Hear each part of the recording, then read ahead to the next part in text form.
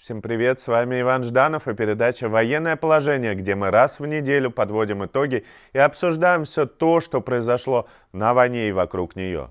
Главная тема недели – это уничтожение крейсера «Москва» и захват в плен Виктора Медведчука. Запад продолжает атаковать окружение Путина санкциями, а также присылать Украине новое оружие, в том числе тяжелое. В то же время путинская армия пытается собрать силы на Востоке, чтобы наконец попробовать атаковать Донбасс. Давайте посмотрим небольшую нарезку кадров боевых действий именно этой недели.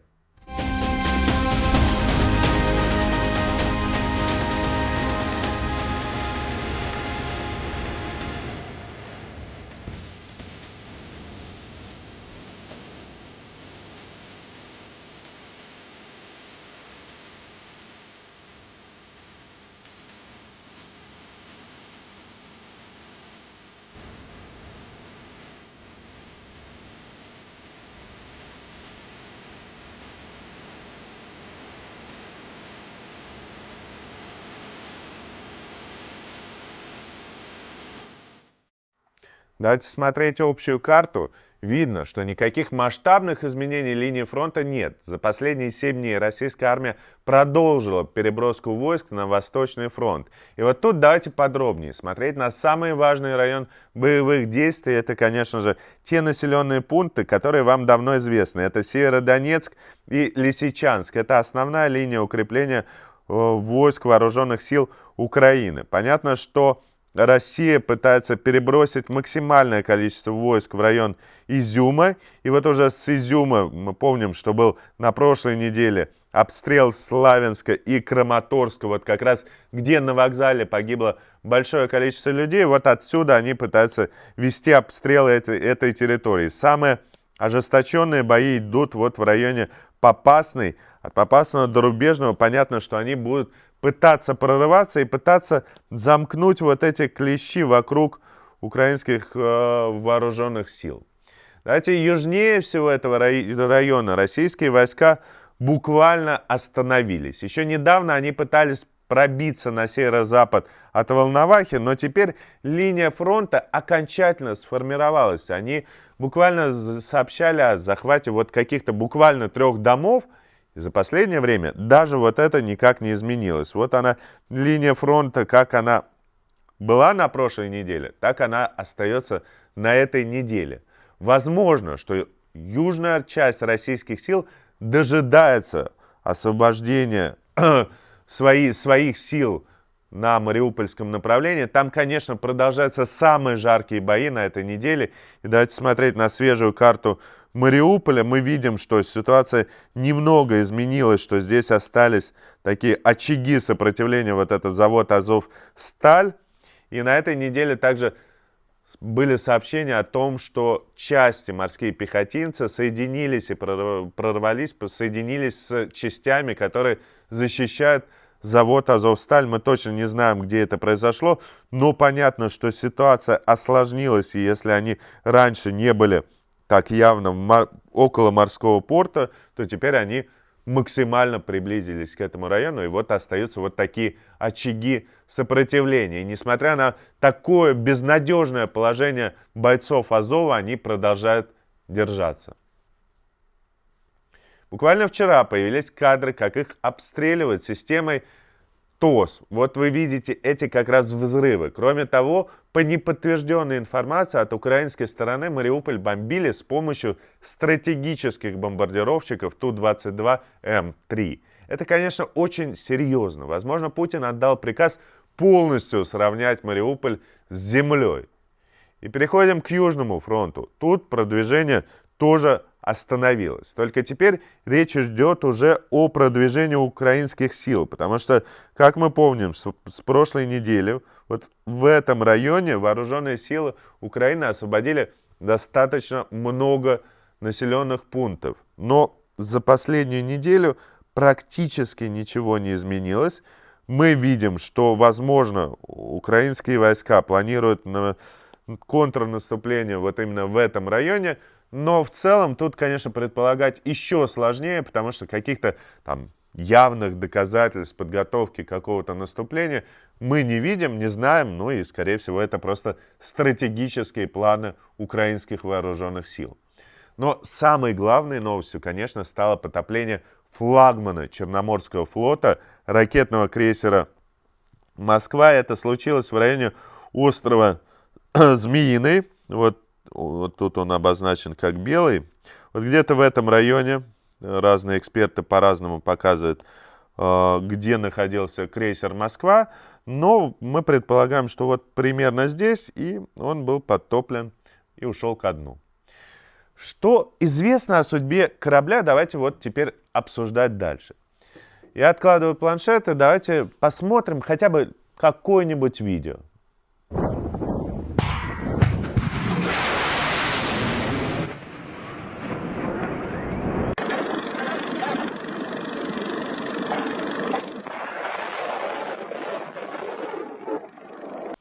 Но, честно говоря, мы сейчас вам показали не просто какое-то видео. Это испытание системы «Нептун», противокорабельной ракеты, которую украинские военные поставили на вооружение в марте прошлого года. Именно этой ракетой, судя по всему, и была уничтожена Москва. Крейсер находился в море, где-то в районе острова Змеиный и Рубежный. Рубежи Одессы, конечно же. И поздно вечером украинцам удалось попасть по Москве одной или двумя ракетами «Нептун». Украинская сторона также уточняет, что в операции был задействован «Байрактар». Он как бы отвлекал на себя радары ПВО корабля, пока ракеты на предельно низкой высоте буквально над волнами подлетели незамеченными. Вследствие на крейсере рванул боекомплект. Об этом же написали кремлевские СМИ. РИА писала о большом взрыве и пожаре, после чего Кремль очень долго не мог понять, как представить эту катастрофу. Поэтому в провластных медиа метались.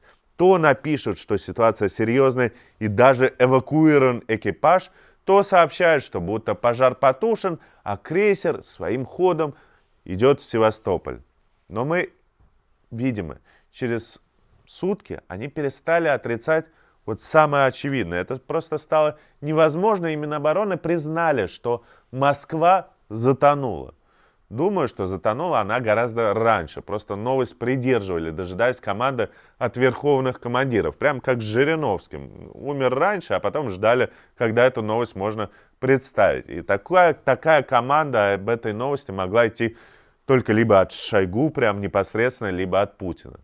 К сожалению, из-за сильной облачности совершенно нет никаких спутниковых снимков горящей Москвы. Но есть вот такой обработанный снимок. На нем можно разглядеть несколько мелких судов рядом с пылающей Москвой. Вероятно, на фото попал момент уже спасательной операции. О судьбе экипажа ничего не известно до сих пор. Есть только новость о том, что людей доставили в Севастополь. Но не сказали, кто погиб, кто выжил. Нет даже их фотографий. Очевидно, что если атака была настолько значительной, что корабль затонул, если взорвался боекомплект, то там должно быть довольно много погибших. Всего в экипаже Москвы, по разным данным, около 500 человек, около 500. Нам не показали ни одного спасенного до сих пор. Вот какая у них судьба, что с ними произошло. Это, конечно, показательно, как им плевать на все потери. Потеря Москвы – это вообще страшный удар. Для России это буквально первая потеря флагманского корабля со времен Цусимы. Нельзя забывать, что Путин помешан на символизме. И то, что Москва затонула, абсолютно точно сводит его с ума. На этой неделе Путин потерял не только Москву, но и своего родственника. В плен, а вернее его просто задержали и арестовали, попал кум Путина. Во вторник вечером Владимир Зеленский опубликовал фото взятого в плен Виктора Медведчука. Медведчук был ответственен за формирование такой пророссийской повестки в украинском обществе. Фактически на нем лежала обязанность организовать встречу российской армии с цветами. А не джавелинами, конечно же. В начале нулевых Медведчук был главой администрации президента Украины. В 2019 году его избрали депутатом Верховной Рады, и он являлся одним из лидеров пророссийской партии ОПЗЖ, оппозиционная платформа «За жизнь». При этом его неформальное влияние было таким огромным. Медведчук — связующее звено Украины с Россией, именно такой путинской Россией, и попыткой организовать такую путинскую Украину, которая уже много раз проваливалась. Он 1000 раз встречался с Путиным. Их дружба настолько крепкая, что Путин крестил дочь Медведчука, поэтому он и известен как кум Путина. За связь с Россией против него завели уголовное дело по статье «Государственной измены» и посадили под домашний арест. Как сейчас выяснилось, Медведчук сбежал из-под ареста за 1 день до начала войны, то есть он все знал, ночью 23 февраля. И вечером 12 апреля его задержали в военной форме на выезде из Киевской области, и Зеленский его как бы поздравил с Днем космонавтики. Как рассказал личный охранник Медведчука, был план переправить того на лодке в Приднестровье и оттуда на самолете доставить в Москву. Разработкой этого плана и его реализацией занималась ФСБ России. Уверен, что это одна из главных причин, почему план провалился, потому что в ФСБ сидят идиоты. И после задержания самого Медведчука суд во Львове наложил арест на его имущество. Только посмотрите на этот список. 30 земельных участков, 26 автомобилей, 23 дома, 32 квартиры, даже моторная яхта. Безусловно, часть этого имущества куплена на деньги российских налогоплательщиков. Путин финансировал Медведчука, а тот должен был настраивать украинское общество на любовь к России. Только, как видим, ничего этого не делал, а деньги себе присвоил. Медведчук точно в курсе всех планов России. Его показания сейчас будут крайне важны. Зеленский предложил обменять Медведчука на украинских военнопленных. Но захочет ли Путин меняться на Медведчука? Медведчук ведь обманул Путина. И все поражения на фронте, в том числе из-за недостоверных данных, которые передавал Медведчук. Песков сообщил, что Медведчук является иностранным гражданином, и для начала нужно убедиться, что он хочет быть обмененным. Это значит, что с его обменом спешить пока не будут. Переходим к другим темам. Продолжаются обстрелы и бомбардировки украинских городов. На этой неделе взрывы были в Киеве и Киевской области, Харькове, Днепре, Николаеве. В Харькове и Николаеве бомбят жилой сектор. Там много погибших мирных жителей. Вчера был обстрелян Жулянский машиностроительный завод «Визар», где изготавливали комплектующие к противокорабельным ракетам «Нептун». У нас есть видео этого удара. Короче, ух ты, блин. Бомбят самолеты.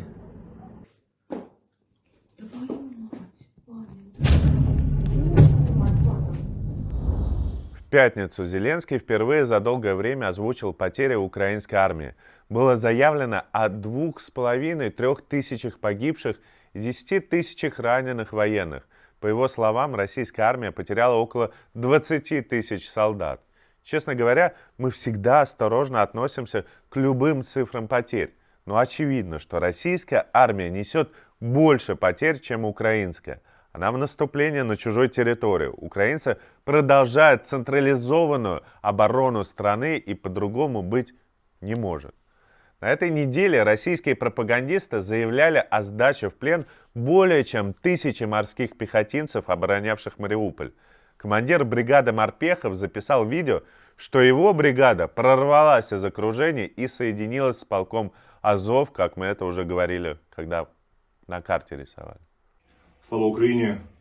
Вчера мы объединились с достойными бойцами из батальона морской пехоты, настоящими воинами, героями, которые остались верные присяге, верные украинскому народу и дальше продолжают оборонять с нами город. Как бы то ни было, защитники Мариуполя несут серьезные потери, в том числе из кадры их сдачи в плен. Следственный комитет России заявил, что находится на территории России больше, чем 1000 пленных, среди которых 5 командиров бригад. Пока обмен пленными происходит не очень активно. В четверг, например, сообщили об обмене в Херсонской области 5 украинских пленных на 4 российских. И это, конечно, совсем мало. Потери обеих армий по технике. И тут традиционно мы берем данные, проверенные по фото и видео. За 51 день войны Россия потеряла 507 танков и 880 бронированных машин, среди которых БМП, БМД, БТР, МТЛБ и другие. Уничтожены или захвачены 165 артиллерийских орудий из самоходных артиллерийских установок, а также 55 реактивных систем залпового огня. Сбит 21 самолет, 33 вертолета. А вот у Украины к 16 апреля цифры такие. 112 танков и 200 бронированных машин потеряно. Уничтожено 47 артиллерийских установок, 15 систем залпового огня. У Украины подтверждены потери 17 самолетов и 3 вертолетов. Общие потери единиц техники 2899 против 790. Российская армия по-прежнему теряет в 3,5 раза больше техники. И продолжаются убийства мирных жителей. По данным ООН, с начала войны погибли не менее чем 1982 человека, из которых 115 – это дети. Были ранены 1981 человек, в том числе 162 ребенка. И вчера глава полиции Киевской области заявил о найденных телах 900 жителей области. Большинство из них просто были расстреляны. Вторую неделю подряд продолжается война уже на территории России. В Белгородской, Брянской и Курской областях были обстреляны населенные пункты и пограничные посты, в том числе неуправляемыми ракетами с вертолета. Вот тебе и молчат наши власти. И Вот молчат. было 3 удара. Вон 2 очага видно. А что, Славик прислал фотографии? За этим.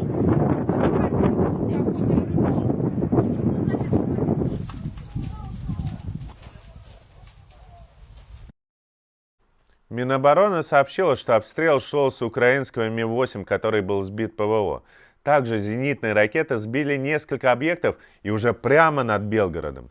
Непонятно, что это было. Беспилотники, ракеты, чьи они были? Постанова это или реальная атака Украины? Я думаю, что через какое-то время мы сможем это понять. Но на этой же неделе в Белгородской области кто-то подорвал железнодорожный мост. Это не главная ветка, но, думаю, местных жителей это не очень устраивает. И на фоне этого официальные российские власти дают такие жесткие пропагандистские комментарии, обещают бомбить Киев и даже, вы не поверите, угрожают начать войну с Украиной. Вот какие же они лжецы и лицемеры, просто подонки. Потому что война уже идет 50 дней, больше 50 дней. Война пришла в Россию уже даже. Это, конечно, сильно нервирует граждан. Они все лгут и лгут. А вот теперь мы начнем войну. Да вас выкинули к чертям из Киевской, Черниговской, Сумской областей. Вы только сейчас говорите, что вы начнете войну? Ну, вы лжецы просто. И тем более, что местные чиновники, они еще добавляют паники, они добавляют, закрывают школы вблизи границы, организуют рытье окопов. Ну, бред какой, рытье окопов. Ну, конечно, главное, кто подогревает и раздувает вот этот огонь войны и ненависти, это пропагандисты. Интерес у них понятный. Деньги. Вы думали, почему Симонян ждет, не дождется нападения на Украину? Потому что для пропаганды нет более приятного события, чем война. Пожалуйста, российский бюджет на СМИ за январь-март вырос в 3,2 раза. Потрачено сразу 17 миллиардов и 400 миллионов рублей. Почти все эти деньги идут на работу Russia Today, ВГТРК, Первого канала, Россия сегодня. Мы знаем, что на многих, к сожалению, пропаганда действует. Но надежда остается, потому что есть такие люди, как, например, Саша Скочеленко. Саша художница из Петербурга. Ее преследуют за то, что она меняла ценники в магазине вот на такие, с фактами о преступлениях российских войск. Василий Островский суд отправил девушку в СИЗО до 31 мая. Ее обвиняют по уголовной статье о фейках про российскую армию. Скочеленко может грозить лишение свободы до 10 лет. Эта девушка, безусловно, герой. Она делает то, что посчитала нужно делать. Я уверен, что она никакие 10 лет, конечно же, сидеть не будет, потому что она выйдет гораздо раньше. Я надеюсь, что это в ближайшее время. И вот еще новость. Симоновский суд Москвы заменил Любови Соболь условный срок на полгода реального. Это все по санитарному делу. А вот Руслана Шевединова, моего коллеги, объявили в международный розыск.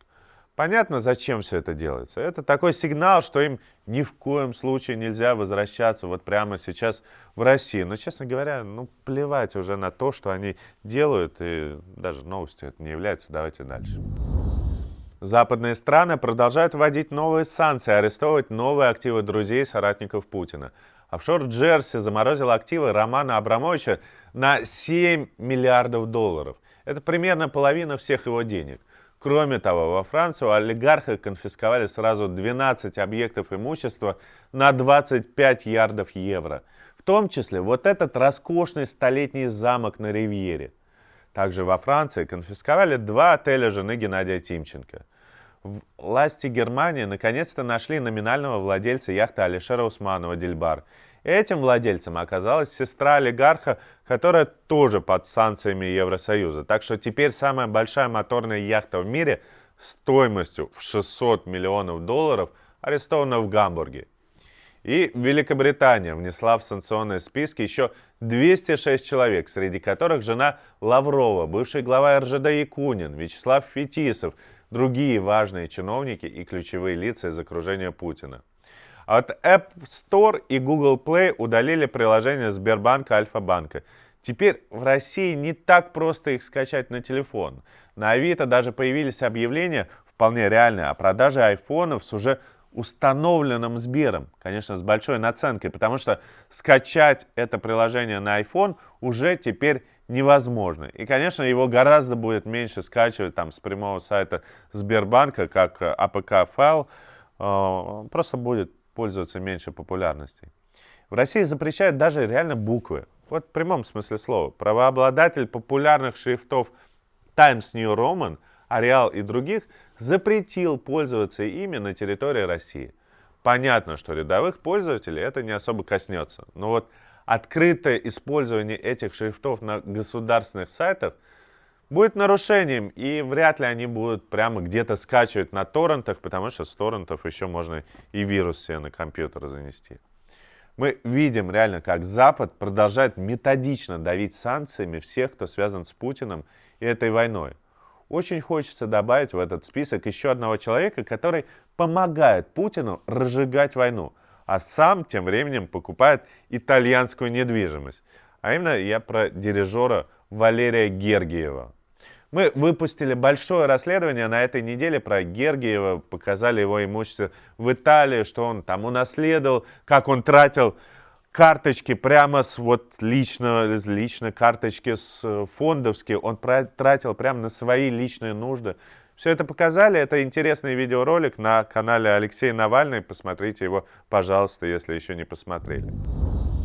Западные страны продолжают оказывать Украине военную помощь. Однако, что важнее, эта помощь становится все серьезней, если говорить о силе оружия. На этой неделе США впервые заявили об отправке тяжелого вооружения, а именно 18 гаубиц и артиллерийских радаров. Расчет на то, что эти орудия помогут найти и обезвредить российскую артиллерию. Всего США анонсировали поставки на 800 миллионов долларов. В числе прочего, сразу 200 бронетранспортеров М113. Да, это старая машина, родом из 60-х годов. Но и БМП-1, который все еще использует российская армия, они оттуда же. Надо понимать, что боевая ценность М113 ограничена. Они должны стать такими бронированными транспортерами, а с этой задачей справляются отлично. Украинским силам нужны бронемашины, чтобы повысить мобильность обороны. Кроме того, американцы отправят транспортные вертолеты Ми-17 и много другого имущества, например, еще 500 ракет к «Джавелинам». В Украину уже прибыло и другое тяжелое вооружение. Установки «Зузанна» — это ПВО С-300, а также самоходные артиллерийские установки «Зузанна» калибра 155 мм. Уже есть видео, где эти пушки прям стреляют по цели. И подоспели все 20 броневиков «Бушмастер» из Австралии. А вот польские Т-72М еще едут в сторону Украины. Быстро их все же не доставить. Речь идет сразу о 100 танков. Целую танковую бригаду можно вооружить. И вот, кроме того, мы нашли видео, на котором по железной дороге в Украину везут чешские установки «Град». Хотя о передаче этих систем ранее ничего никто не сообщал. Но если действительно везут в Украину, это хорошая новость для вооруженных сил Украины. Много также и планов на дальнейшие поставки. Пентагон буквально заявил, что страны-участницы НАТО планируют передачу Украине танков. Великобритания планирует поставить противокорабельные комплексы «Гарпун». США тоже говорят о возможных поставках противокорабельных ракет.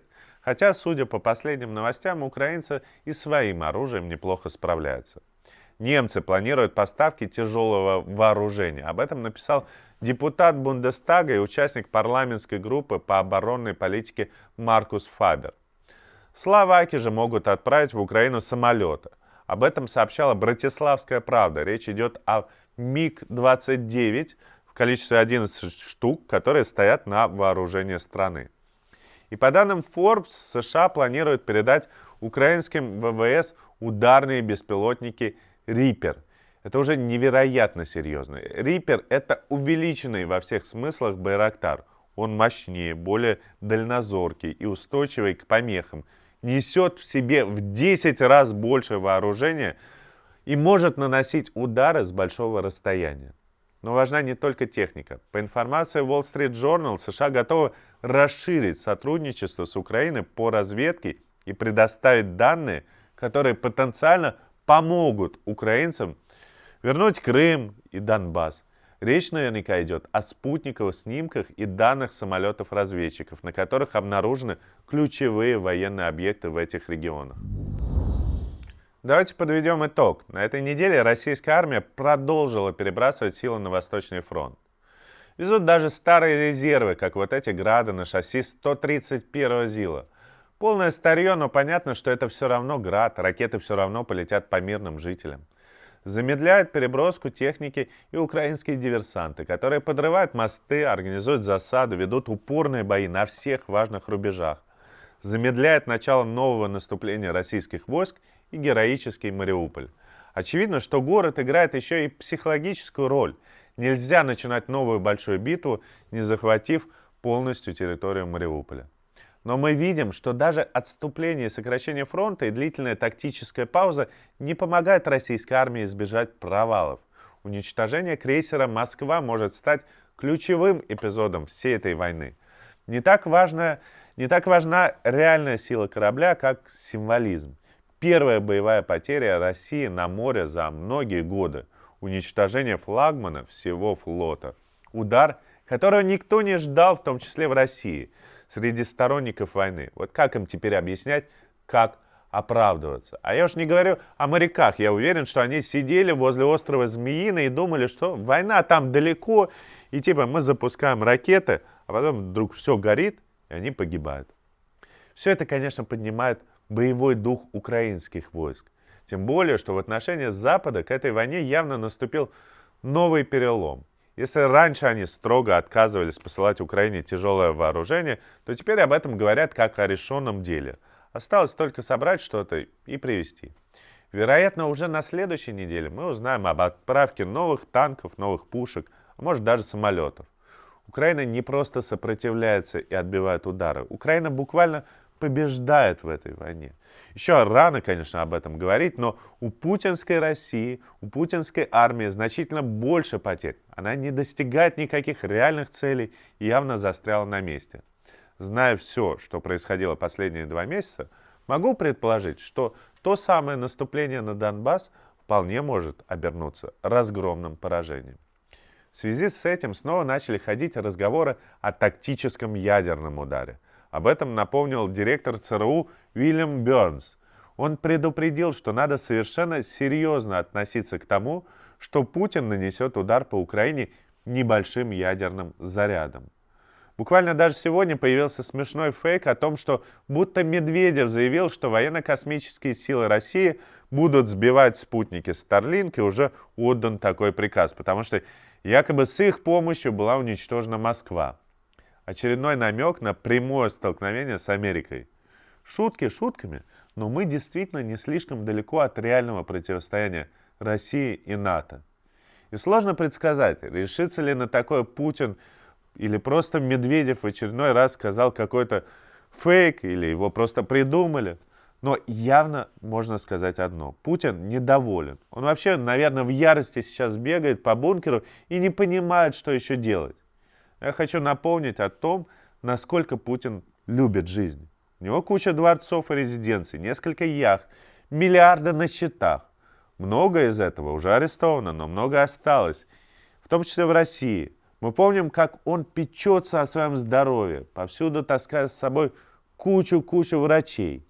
И, конечно, этот мелочный жулик, устроивший себе аквадискотеку, окруженный любовницами и разного рода друзьями, вряд ли пойдет на риск уничтожить все и закончить жизнь, за которую он так держится. Но у нас есть эксклюзивные кадры прямо из путинского генеральского бункера. Отсюда, ребятки, наша Родина диктует свою непреклонную волю остальному мировому сообществу. Может, бахнем? Обязательно бахнем. И не раз. Весь мир в труху. Но потом. Конечно, вы узнали эти кадры знаменитого фильма. Но я уверен, что в реальности происходит именно это. Там просто сумасшедший дом, и нужно относиться к этому весьма серьезно. С вами был Иван Жданов. Увидимся на следующей неделе.